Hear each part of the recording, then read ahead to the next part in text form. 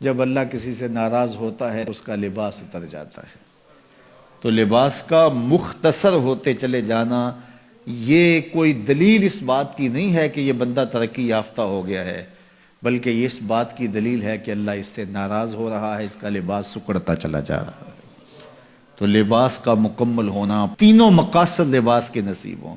سب سے پہلا مقصد لباس کا پردہ ہے، دوسرا مقصد لباس کا گرمی اور سردی کے اثرات سے بچنا ہے، تیسرا مقصد لباس کا زینت ہے۔ یہ تین مقصد ہیں لباس کے۔ پہلا مقصد پردہ، پردے کی چیزوں کو چھپانا، جن کا پردہ میرے رب نے رکھا ہوا ہے۔ دیکھو، اللہ نے حضرت انسان کو شعور دیا، اس لیے اس کو پردہ کرنا پڑتا ہے۔ جن کو شعور نہیں ہے ان کے پردے کا قدرت نے خود اہتمام کیا ہے۔ جانوروں کے بال رکھے ہیں اور ان کے کچھ اعضاء اس طرح پیدا کیے ہیں کہ ان کا پردہ رہتا ہے، لیکن جس کو شعور دیا، جس کو فہم دیا، اس کے ساتھ اس کا لباس بھی اتارا۔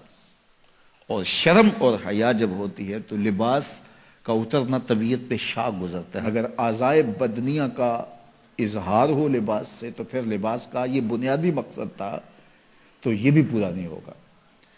اس لیے فرمایا، جو عورتیں لباس پہن کر بھی ننگی نظر آتی ہیں قیامت کے دن برہنہ اٹھائی جائیں گی، رسوا کر دی جائیں گی۔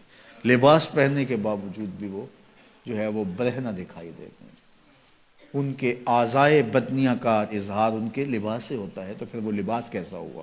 لباس تو پردے کے لیے تھا، زینت کے لیے تھا، موسمی اثرات سے بچانے کے لیے تھا۔ یہ تین مقصد تھے لباس کے، تو بنیادی مقصد پردہ تھا۔ تو اگر وہی حاصل نہ ہوا تو پھر لباس کا مقصد کیا ہوا؟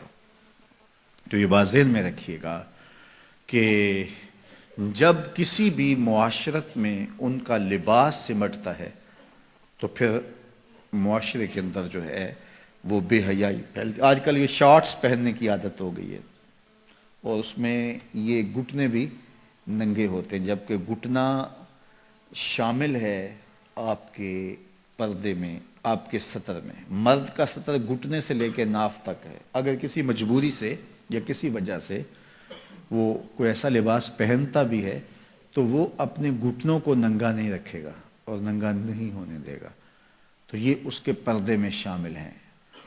تو قوموں کا بے لباس ہونا یہ قوموں کی تہذیب کا پتہ دیتا ہے۔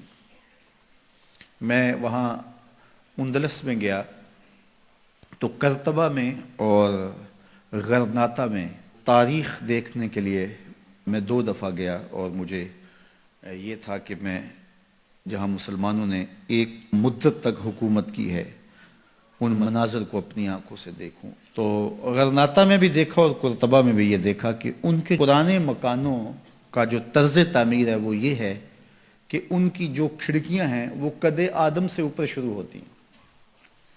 یعنی ہمارے ہاں تو وہ آج کل یہ نیا جو طرز تعمیر آیا ہے کچھ عرصے سے کہ 4 فٹ کی گلی ہم اطراف میں چھوڑتے ہیں اور دیوار اوپر کر کے تو کھڑکیاں نیچے تک لے جاتے ہیں، تو تاکہ ہوا کی گزرگاہ آسان ہو۔ اور جب یہ گلی چھوڑنے کا رواج نہیں تھا تو جو گھر کے کمرے کی کھڑکی ہوتی تھی یا صحن کی کھڑکی ہوتی تھی وہ ڈائریکٹ گلی میں کھلتی تھی۔ تو اس وقت طرز تعمیر جو مسلمانوں کا تھا اور جو دوسرے لوگوں کا طرز تعمیر تھا اس میں فرق تھا۔ جو دوسرے لوگ تھے وہ نیچے سے کھڑکی شروع کرتے تھے اور ہم قد آدم سے اوپر شروع کرتے تھے، چونکہ یہ طرز تعمیر بتاتا ہے کہ اندر کوئی حیا والے رہتے ہیں اور گلی سے گزرنے والے شخص کی نظر اندر نہ پڑے۔ تو میں نے دیکھا ہے کہ مغرب کے اندر تو یہ تصور نہیں ہے کہ قد آدم پہ کھڑکیاں ہوں، لیکن وہاں قد آدم پہ پرانے مکانوں کی کھڑکیاں دیکھی ہیں، تو یہ طرز تعمیر بتاتا ہے کہ مسلمانوں کے خمیر میں حیا رکھا ہے۔ میرے حضور نے سچ کہا تھا، جب ایمان آتا ہے تو حیا آتا ہے، جب حیا رخصت ہوتا ہے تو ایمان بھی رخصت ہو جاتا ہے۔